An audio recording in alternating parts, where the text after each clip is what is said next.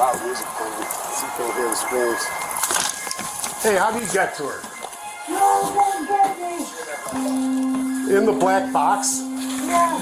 Oh my God, dude. Go kill the bitch. If the bitch would have been dead. Long story short, if I wanted to kill her, she would have been dead. It's just after 3:30 p.m. in Cleveland, Ohio, when police get called to a spot that is about to get hot. What's going on, you guys? AJ talking with AJ Self-Defense, man. And this story right here is crazy, man. This man right here, he had a 60-year-old paralyzed woman kidnapped in a box when police found. And as you can see, the police are running up on him because someone told it. And he's trying not to let the police in. He's like, hey, you're making me hot right now. So in urban code, making me hot right now does not mean that they're physically making him, increasing his temperature. When they say making him hot, he's saying that he's an informant, which he is an informant, and the police being around is making him hot, meaning other people in the neighborhood, other people on the street are looking at him and saying, oh, what is he a snitch? What's going on with him? Like making his spot hot. So he's trying to keep the police out of the house and not let him in. And he's yapping, saying all these excuses. And for me, he was reaching into his pocket and doing different things and just yapping crazy. And in my head, man, if there's like somebody that could be in the house, I wish the police would just kick down the door. But I understand by law, you can't do that kind of stuff. So later that night, they're still going back and forth, and he gives them permission to go in the house without a camera. So as you can see right here, the camera's off. It's pitch dark, but I mean, it's not pitch dark. The camera's off, and they're walking through the house. He has the music turned up, and he says, anybody on the front porch? It says no. So what's that noise I keep hearing?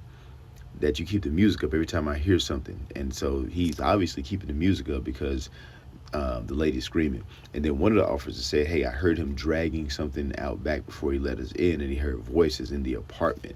And so they're searching around, and he's calling for who's out there. And this is the part where the lady is screaming, and they start to hear the lady. Ace, Huh? where you at? She's under. There's a thing under. Remember I shone my flashlight? Do you need help? Back there? Help. All right. Clean, please. Sam 24, can you get us another car over here? So this is where they find the victim, and she's just paralyzed. She can't move. She can't do anything. So no telling what this guy was doing to her.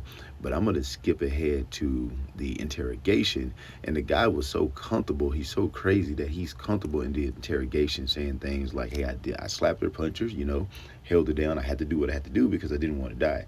He's trying to say that she was going to snitch or tell him and get him messed up in that neighborhood. But he was so nonchalant about it that it was crazy. But it's just a reminder to let you know that there's people out there like this at all times. Not sure how this 60-year-old woman got involved or in the clutches of this guy right here, man, but it's just another reminder to keep your head on the swivel. I know it's a little tough right now, and it's a bad time, but like everything that went through, like the time where you were together, like what happened during those days. I just punched on her, slapped on her, till her good. Punched on her, slapped on her, punched on her, slapped on her. Okay. Punched on her, slapped on her, moved her from the basement to another room. Fed her, showered her, gave her some water, put a blanket over her. I'm just telling you the truth, really. No, that's fine. Was I raping her? No. Okay. Was that what you about to ask me? No, I thought you about to ask me. No, like were you giving her drugs and stuff like that? Why would I give her my drugs? Why the would I do that? Asking, man. I didn't know. Hell no. Okay. All right. So at any point So you hear him say, I punched on her, slapped on her, punched on her, slapped on her, like it's no big deal, no thing. He did what he had to do because he was risking his life. He could have died if he didn't do this. And, he, at the end of the thing, he said he knows he's in a little bit of trouble, but he can help them. And so he pretty much thought he was going to get out. But he ended up getting 16 to 20 years for this terrible crime. And so, again, not sure how a 60-year-old woman gets tied up with a person like this. I don't know if she went to him. I don't know if he was giving her drugs. I don't know the situation, but you never know who is a monster. Now, this is not a situation where the guy is a doctor, a lawyer, or a coach, or somebody that's unassuming. You can probably talk to this person and kind of tell that he's a little bit off. He's going to take things to the next level, or you could be putting yourself in grave danger. And he's had situations like this before. If you hear at the beginning where the police say that, you can watch the full video on the Crime and Law Network. So just want to give him a shout out as far as my sources go. But just a reminder, man, you got to keep your head on swivel. You never know when things can turn violent or when you can find yourself in a certain spot.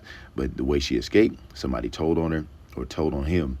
And the way she ultimately escaped is for her to scream and open her mouth and let them know, hey, help me, I'm here, I'm here, I'm here. Had she stayed quiet, she would still be in there right now.